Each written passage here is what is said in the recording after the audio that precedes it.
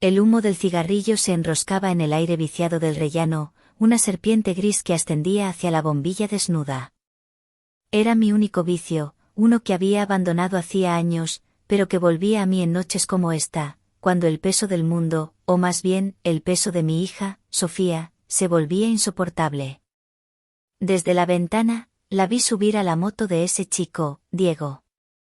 Se aferraba a su chaqueta de cuero gastado como si fuera un salvavidas, desapareciendo en el laberinto de las calles de Malasaña. Otra noche fuera, otra promesa rota. Mi apartamento en el cuarto piso de este viejo edificio madrileño era mi fortaleza, mi refugio.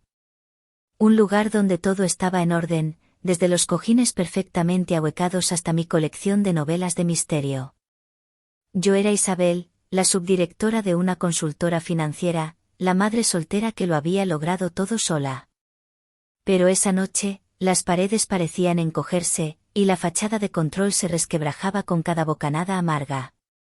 Mis tacones rojos, unos Manolo que eran mi capricho y mi armadura, resonaron en el mármol desgastado de la escalera cuando bajé. No iba a ninguna parte, solo necesitaba escapar del silencio acusador de mi propio hogar. Fue en el tercer piso donde lo vi. Mi vecino del tercero. Lo había cruzado un par de veces, un hombre de unos 40, con una complexión atlética que la ropa de deporte no lograba disimular. Siempre llevaba una bolsa de gimnasio y una expresión serena. Se detuvo unos escalones más abajo, y sus ojos se posaron en la mano con la que sostenía el cigarrillo. No había juicio en su mirada, solo una curiosidad tranquila.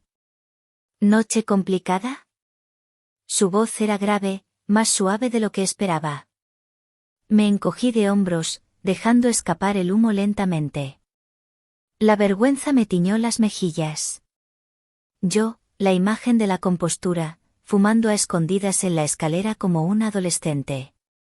Se podría decir que sí, mi respuesta fue un susurro ronco. Una sonrisa amarga se dibujó en mis labios. Él asintió, dejando su bolsa en el suelo. El olor a ozono del gimnasio y a un perfume masculino y limpio llegó hasta mí. Javier, se presentó, extendiendo una mano. Tenía las manos de un hombre que trabaja, fuertes y seguras. Isabel. La vecina de arriba. Apagué el cigarrillo contra el alféizar de la ventana, sintiéndome estúpida. Lo siento por el humo. No suelo. No te preocupes. A todos se nos complican las noches. Hubo un silencio. No era incómodo, sino expectante. Observé cómo un mechón de su pelo oscuro caía sobre su frente. Tenía la mandíbula marcada y unos ojos que parecían entender más de lo que decían. Me sentí expuesta, vulnerable. Llevaba un vestido de seda azul marino, ceñido a mi cuerpo. Era mi ropa de oficina, mi uniforme de batalla, pero de repente me sentí ridículamente formal y frágil. Él pareció notarlo. ¿Quieres hablarlo? Tengo una botella de brandy de Jerez que cura casi todo. O al menos, ayuda a olvidarlo por un rato. La oferta me tomó por sorpresa. Los hombres no solían invitarme a sus casas así, no sin una agenda oculta. Pero su propuesta sonaba genuina, un simple gesto de amabilidad. La parte sensata de mi cerebro, la que planificaba reuniones y gestionaba carteras de clientes, gritaba que me negara. Pero otra parte, la mujer agotada que se escondía debajo de la ejecutiva, estaba desesperada por un respiro. No quiero ser una molestia. La única molestia es beber un buen brandy solo, replicó con una leve sonrisa. Dudé solo un segundo más.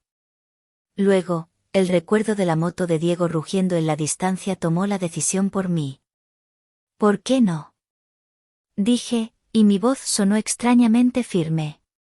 Sinceramente, no me apetece nada volver a casa ahora mismo. Su apartamento olía a café recién hecho y a libros viejos. Era un espacio sencillo, masculino. El brandy era cálido en mi garganta, un fuego líquido que descendía lentamente, disolviendo nudos de tensión que no sabía que tenía. Afuera, la lluvia se convirtió en un aguacero, un telón de fondo sonoro para el silencio que se había instalado entre nosotros. Sostuve la copa con ambas manos, observando los reflejos ambarinos. Era él quien finalmente rompió el hechizo. Entonces, ¿qué ha pasado? Preguntó de nuevo, su voz era una invitación, no una exigencia. Y, sorprendiéndome a mí misma, hablé. Las palabras brotaron como el agua de una presa rota. Le hablé de Sofía, de su inteligencia y su belleza, y de la imprudencia que la arrastraba hacia hombres como Diego. Le hablé de mi exmarido, que vivía una vida nueva y brillante en Miami y cuya paternidad consistía en transferencias bancarias en cumpleaños y navidades. Sofía dice que he olvidado cómo ser mujer, confesé, y el sabor del brandy se mezcló con la amargura de esa verdad. Que me he convertido en una combinación de madre estricta y jefa exigente. ¿Y qué piensas tú? Preguntó Javier, sus ojos fijos en mí. No lo sé, admití, pasando una mano por mi cabello. El gesto se sintió a la vez cansado y extrañamente coqueto. Hace mucho tiempo que no me siento, solo una mujer. No la madre de alguien, no la empleada de alguien. Solo Isabel. Un silencio denso y pesado cayó sobre nosotros. Estaba lleno de todo lo que no decíamos. Podía sentir el calor que emanaba de su cuerpo, a pesar de la distancia entre nosotros en el sofá. Mi corazón latía con fuerza, un tambor desbocado contra mis costillas, y estaba segura de que él podía verlo en el pulso que temblaba en mi cuello. Mi vestido de seda, que antes era mi armadura, ahora se sentía increíblemente fino, como una segunda piel que no ocultaba nada. Isabel, comenzó a decir, y su voz era apenas un murmullo.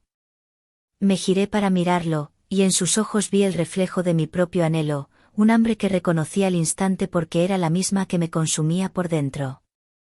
Lo que sucedió a continuación fue tan inevitable como la lluvia que golpeaba las ventanas. Se movió hacia mí, eliminando la distancia que nos separaba. Su mano cubrió la mía, la que aún sostenía la copa vacía. Su tacto era firme y cálido, un ancla en mi tormenta personal. No hubo palabras torpes ni dudas. Éramos dos adultos cansados del peso de nuestras vidas, dos soledades que chocaban en la noche. Su otra mano subió hasta mi mejilla, sus dedos rozando mi piel con una delicadeza que me desarmó. Y entonces me besó. No fue un beso de pasión arrolladora, sino de reconocimiento. Un beso que decía, te veo, veo tu cansancio, tu lucha, y por esta noche, no estás sola. Respondí con una urgencia que me sorprendió, mis manos aferrándose a la tela de su camiseta, sintiendo los músculos firmes de su espalda. La conversación cambió a un lenguaje de piel y de aliento, de susurros y suspiros. Fue un desahogo, una liberación de toda la frustración y la soledad acumuladas. Cada caricia era una pregunta y una respuesta, cada beso borraba un poco más el mundo exterior, hasta que solo quedamos nosotros dos en esa habitación, al abrigo de la noche madrileña. Era algo salvaje y tierno a la vez, una danza desesperada por encontrar consuelo en el cuerpo de un extraño que, por unas horas, se sentía como el único hogar posible. La mañana me despertó con una luz gris y suave que se filtraba por las persianas. Me moví con el sigilo de un ladrón, recogiendo mi vestido de seda del suelo, mis tacones rojos. Él dormía, su respiración era profunda y tranquila. Por un momento, lo observé. En el sueño, su rostro parecía más joven, libre de preocupaciones.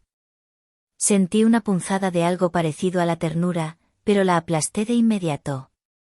Esto había sido un paréntesis, no el comienzo de un capítulo.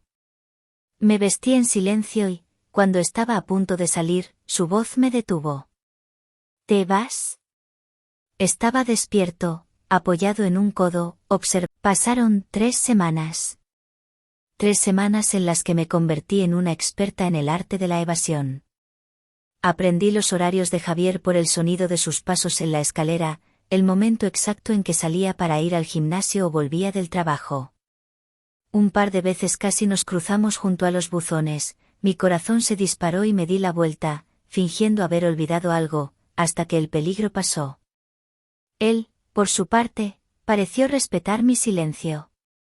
No hubo mensajes, ni llamadas a la puerta, ni miradas inquisitivas. La noche del brandy y la lluvia quedó suspendida en el tiempo, un secreto compartido que ambos habíamos decidido enterrar bajo las baldosas del rellano.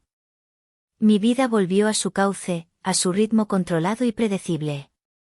Y entonces, ocurrió un milagro. Una tarde, Sofía llegó a casa con los ojos hinchados pero con una expresión de firmeza que no le había visto en meses. Lo he dejado, anunció, dejando caer su bolso en el sofá. He roto con Diego. Sentí una oleada de alivio tan intensa que casi me mareo. La abracé con fuerza, inhalando el aroma afrutado de su champú y sintiendo cómo la tensión abandonaba mis hombros por primera vez en mucho tiempo. No hice preguntas. Simplemente estuve ahí, preparando su té favorito y escuchándola hablar de un futuro que, de repente, volvía a estar lleno de posibilidades. Un par de semanas después, noté un cambio en ella. Una luz nueva brillaba en sus ojos. Tarareaba mientras se preparaba por las mañanas y su móvil ya no era una fuente de ansiedad, sino de sonrisas cómplices. «Hay alguien», me dijo una noche mientras cenábamos. La miré por encima de mi copa de vino. «Ah, ¿sí?», pregunté, intentando que mi voz sonara casual. «Es diferente, mamá. Es mayor. Maduro. Me escucha, ¿sabes? De verdad. Y es tan tranquilo, tan seguro de sí mismo. Me hace sentir, a salvo». Asentí, mi corazón lleno de una esperanza cautelosa. Mayor y maduro eran música para mis oídos. Quizás mi hija por fin estaba aprendiendo. Lo conocí de la forma más tonta, continuó, con las mejillas sonrojadas. Una noche, yo estaba fatal por lo de Diego, llorando en la escalera, y él salía de su casa y me vio. Me ofreció un pañuelo y un poco de conversación. Sentí un escalofrío, un déjà vu tan vívido que se me erizó la piel. Pero lo descarté. Las escaleras de los viejos edificios de Madrid son testigos de muchas historias. Lo mejor de todo, dijo con una sonrisa radiante, es que vive aquí, en nuestro edificio. ¿Te lo puedes creer? La copa de vino se detuvo a medio camino de mis labios. ¿Aquí? Repetí, mi voz un hilo. Sí. En el tercero. Se mudó hace un par de meses. Es súper deportista, siempre va al gimnasio. Y su apartamento es tan, de hombre. Hasta tiene pesas en el salón. Cada palabra era un martillazo contra la pared de negación que mi mente intentaba construir frenéticamente. No. No podía ser. Era una coincidencia. Una casualidad grotesca. Había muchos hombres así en Madrid, en el mundo. Me reí, una risa forzada y temblorosa. Vaya, qué cosas. El mundo es un pañuelo. Quiero que lo conozcas, dijo Sofía, inclinándose sobre la mesa, sus ojos suplicantes. Este sábado. Cenamos aquí, los tres. Quiero que veas por qué estoy tan feliz. Por favor, mamá. Dije que sí. ¿Qué otra cosa podía hacer? Pasé los siguientes días en un estado de ansiedad disimulada. Me decía a mí misma que era imposible. Que mi mente me estaba jugando una mala pasada. El sábado por la noche, me vestí con un cuidado casi obsesivo.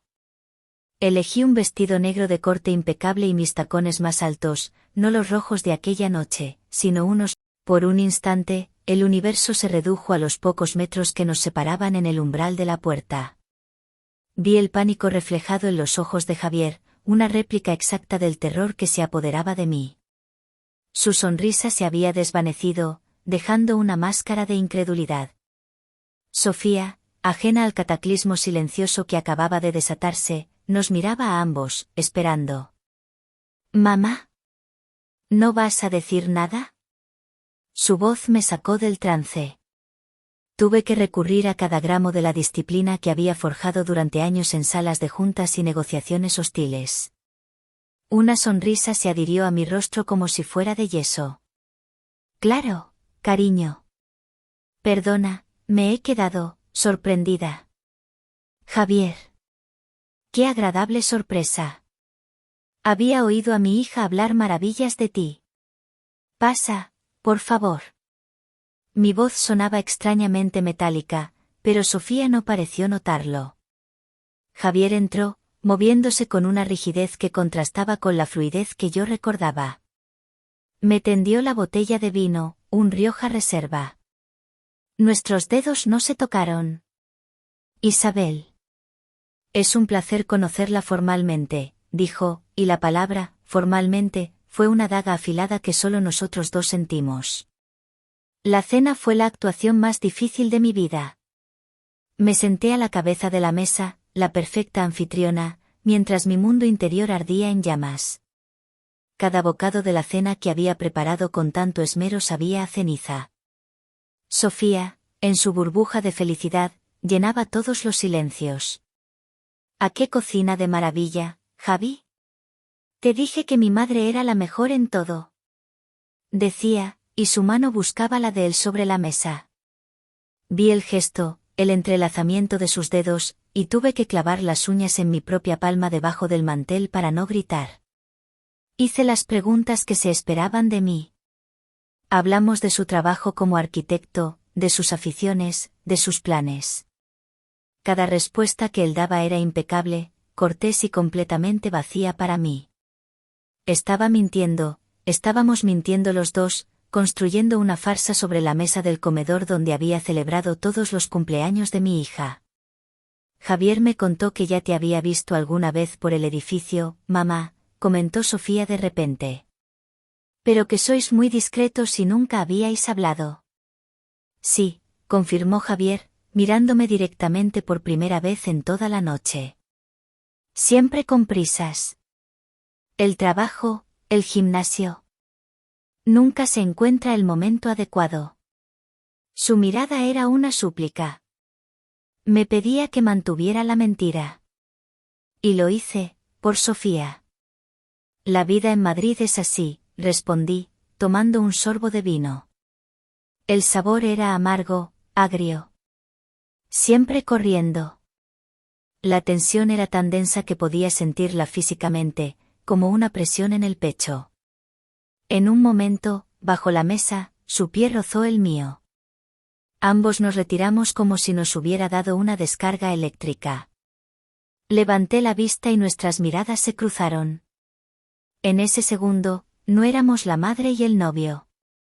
Éramos dos conspiradores, dos culpables unidos por un secreto terrible que tenía el poder de destrozar a la persona que más queríamos, sentada entre nosotros y riendo de un chiste que ninguno de los dos había oído. Mi vestido negro, mi armadura, se sentía ahora como un sudario. Noté una gota de sudor frío recorrer mi espalda, justo entre los omóplatos. Voy a por el postre, anunció Sofía después de un rato, levantándose.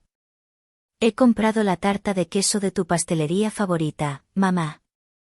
En cuanto desapareció en la cocina, la atmósfera cambió.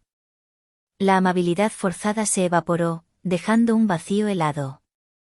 Me incliné sobre la mesa, y mi voz fue un siseo bajo y furioso, cargado de todo el veneno que había estado conteniendo. ¿Qué es esto, Javier?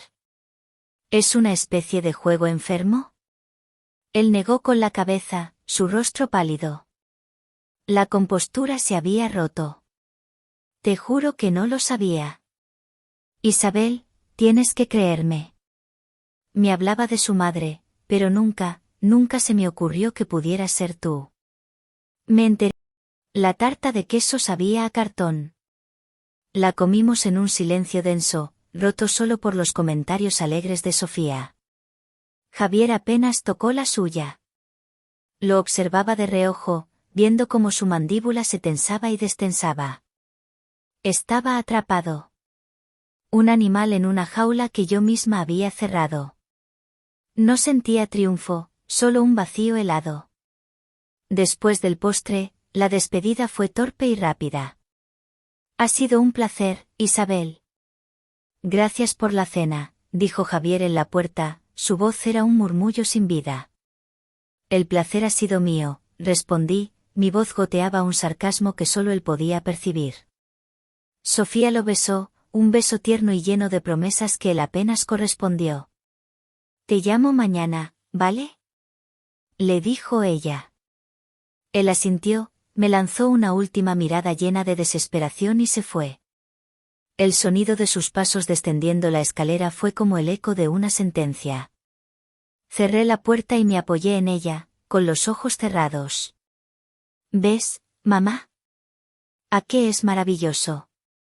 Dijo Sofía, su voz era pura felicidad. Me giré para mirarla. Su rostro resplandecía. Y en ese momento, el peso de mi mentira, de la noche del brandy, de la amenaza que acababa de proferir, me aplastó. Lo que había hecho por protegerme a mí misma, por enterrar un error, iba a destrozar a la única persona por la que daría mi vida. Mi hija iba a sufrir, y la culpa sería enteramente mía. Pasaron 2 días. 2 días de un silencio agónico por parte de Javier. Sofía pasó de la alegría a la confusión, y de la confusión a la ansiedad. No responde a mis mensajes, mamá. Suena el teléfono y no lo coge. No lo entiendo. La cena fue tan bien, ¿verdad? Cada pregunta era una puñalada. Yo me limitaba a sentir, a ofrecer consuelos vacíos, sintiéndome la peor de las hipócritas. En la tercera noche, no pude más. Tenía que saber. Tenía que asegurarme de que él iba a cumplir su parte del trato, sin importar el coste. Bajé al tercer piso, mis tacones negros resonando en la escalera como los latidos de un corazón culpable. La puerta de su apartamento estaba entreabierta. Una delgada línea de luz se derramaba sobre el oscuro rellano. Empujé la puerta suavemente. El olor a alcohol, no a brandy, sino a whisky barato, golpeó mis sentidos. La escena que encontré me dejó sin aliento. La habitación, que recordaba tan ordenada, era un caos. Había cojines tirados por el suelo, una lámpara volcada y, en el centro de todo, Javier. Estaba sentado en el suelo, apoyado contra el sofá de cuero, con una botella medio vacía en la mano. Pero no era eso lo que me paralizó. Junto a él, en el suelo, había un marco de fotos de plata, con el cristal roto en 1000 pedazos. Y dentro del marco, mirándome a través de la red de grietas, estaba el rostro sonriente de una mujer que yo conocía demasiado bien. Mi mejor amiga de la universidad, Elena. La que se había mudado a Barcelona hacía 15 años. La que me llamaba cada 2 semanas para ponernos al día. La que me había contado con todo detalle, hacía apenas un mes, sobre la muerte repentina de su hermano pequeño en un accidente de moto. Un arquitecto que vivía en Madrid. Un hermano al que yo nunca había llegado a conocer. Javier levantó la vista. Sus ojos estaban enrojecidos, pero no por el alcohol. Era una pena profunda, insondable. Ella me hablaba mucho de ti, su voz era un graznido roto. Mi amiga Isa, la mujer más fuerte que conozco. Irónico, ¿verdad? El aire abandonó mis pulmones. La botella de Rioja que había traído a mi casa. Reserva. El vino favorito de Elena.